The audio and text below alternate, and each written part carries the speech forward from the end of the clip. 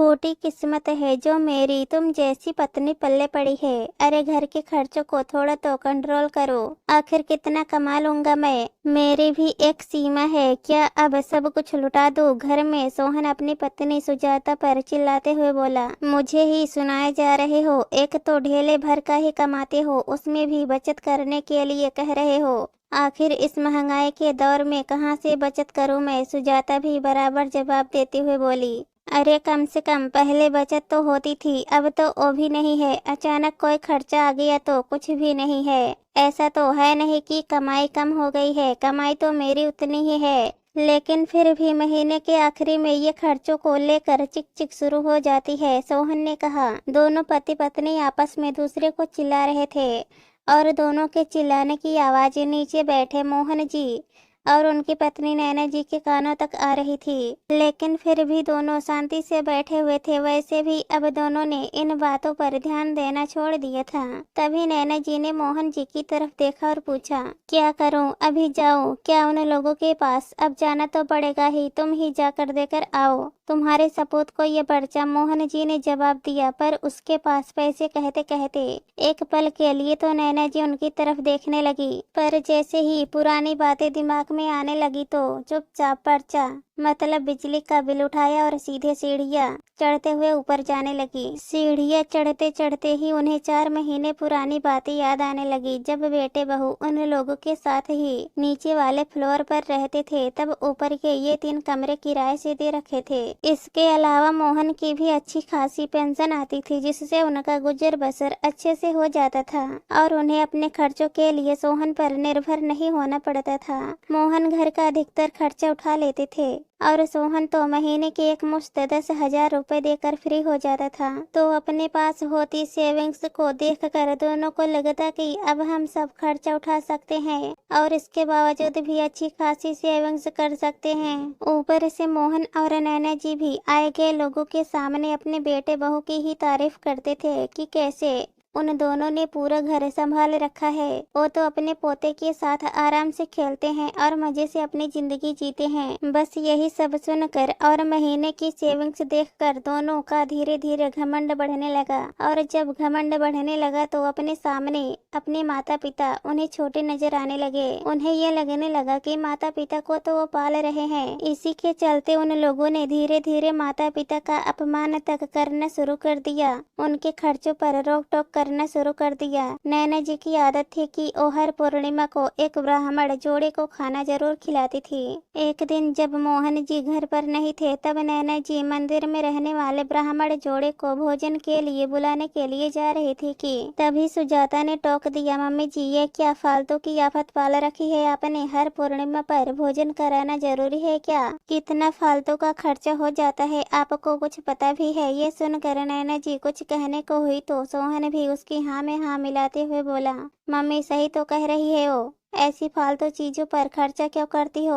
अब तो छोड़ दो ये सब चीजें। सोहन को ऐसा कहते देखकर नैना जी चुप हो गई। कहीं ब्राह्मणों को घर पर बुलाने के बाद बच्चे उनकी बेइज्जती न कर दे, ये सोचकर नैना जी चुप हो गई। पर उनका मन नहीं माना तो अपने पास से पैसे निकाल कर मंदिर में भोजन के लिए पैसे दे आई। पर ये बात मोहन जी को पता चल गई। और सोहन और सुजाता से बात करने ही वाले थे कि नैना जी ने रोक दिया। इसी तरह एक दिन नैना जी ने मोहन जी से कहा, मैं क्या कह रही हूँ जी, अपनी मानवी को आए हुए बहुत दिन हो गए हैं, अब तो उसकी याद आने लगी है। सोच रही हूँ कि उसे 7-8 दिन के लिए अपने पास बुला लूं। ये सुनकर मोहन जी हंसते हुए बोले, तुम्हारी बेटी भी तुम्हारी तरह ही है, अपने ससुराल में रमी हुई है, इतने दिन के लिए आएगी भी। मैं एक काम करती हूँ, उसे फोन लगा करके बोल देती हूँ, फिर वो जितने दिन के लिए कहेगी उस हिसाब से मेनू डिसाइड कर लेती हूँ और फिर उस हिसाब से सामान भी मंगा लेती हूँ। अपने हाथों से अपनी बेटी को बनाकर खिलाऊंगी। अभी वो दोनों बातें कर ही रहे थे कि सुजाता ने सुन लिया और उसने सोहन से जाकर ये बातें कह दी। बस फिर क्या था, सोहन और सुजाता तमतमाते हुए मोहन जी के कमरे में आए और बोले, पापा मैं क्या सुन रहा हूँ, आप मानसी को 8-10 दिन के लिए यहाँ बुला रहे हो? हाँ बेटा, तेरी मम्मी कह रही है कि बहुत दिनों से मानवी आई नहीं है तो उसकी याद आ रही है, तो बस इसलिए हम दोनों अभी यही डिसाइड कर रहे थे कि बस आप लोग फालतू हैं तो दुनिया को फालतू समझते हो, यहाँ बैठकर सब फालतू के प्लान बनाते रहते हो, एक बार हमसे पूछ तो लेते। सोहन ने कहा। बेटा कैसे बात कर रहा है तू? अपने पापा से और तुझसे क्या पूछते? अपनी बेटी को बुलाने के लिए भी तुझसे इजाजत लेनी पड़ेगी क्या? नैना जी ने कहा। हाँ बिल्कुल लेनी पड़ेगी, खर्चा हम लोग करते हैं, आपकी तरह यहाँ बैठकर मुफ्त का नहीं खाते। सुजाता ने कहा। ये सुनकर तो मोहन जी और नैना जी दोनों सकेत में आ गए। एक मिनट, तुम्हें ये गलतफहमी कैसे हो गई कि तुम लोग हमारा खर्चा उठाते हो? अगर हम ये कहते हैं कि हमारे बेटे बहू ने पूरा घर संभाल रखा है, इसका मतलब ये नहीं है कि सारे खर्चे तुम उठाते हो। और अगर इतनी ही गलतफहमी है तो अपने आप शराफत से अलग हो जाओ, हम अपना खर्चा खुद उठा लेंगे। मोहन जी ने कहा। हाँ तो कौन रहना चाहता है आपके साथ? हम तो खुशी खुशी अलग हो जाएंगे। आखिर फ्री का पैसा नहीं आता है हमारे पास, मेहनत करनी पड़ती है उसके लिए। कब तक आप लोगों का खर्चा उठाते रहेंगे? और फिर भी कोई एहसान नहीं है। सुजाता ने कहा। ठीक है बेटा, जैसे तुम्हारी मर्जी, कहकर मोहन जी ने उसी समय किराएदारों को घर खाली करने के लिए कह दिया। जब 3 दिन बाद किराएदारों ने घर खाली किया, उसके बाद सोहन और सुजाता को ऊपर वाले कमरे में शिफ्ट कर दिया और खुद नैना जी के साथ नीचे रहने लगे। शुरू में तो दोनों को बहुत अच्छा लगा, वो दोनों और उनका छोटा सा बेटा बस। लेकिन 4 महीने बीतते बीतते अब दोनों को असलियत पता चल रही थी। अब जाकर आटे दाल का भाव पता चल रहा था। कभी सिलेंडर तो कभी बिजली का बिल, कभी सब्जियां तो कभी घर का राशन, छोटे बच्चे के साथ आए दिन के खर्चे। दिन में ही दोनों को तारे नजर आने लगे थे।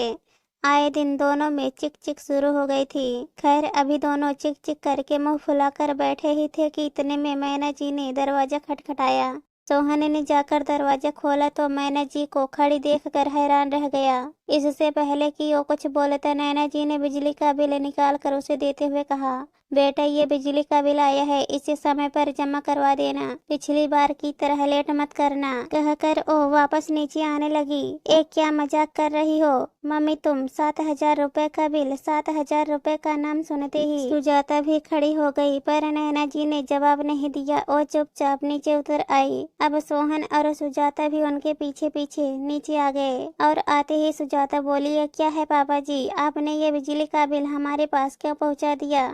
हम क्यों आपका बिल भरेंगे भला? बिजली आप फूको और पैसे हम दे। उनकी बात सुनकर मोहन जी बड़ी ही शांति से बोले। देखो बहू, हमारे हिस्से का बिल हम दे रहे हैं, ये तो तुम्हारे हिस्से का बिल है। तुम शायद भूल रही हो कि दोनों माले के मीटर अलग अलग हैं। अरे तो 7,000 रुपए, क्या हम अकेले ही 7,000 रुपए की बिजली फूक गए? जरूर आपका बिल भी उसी में शामिल हुआ होगा।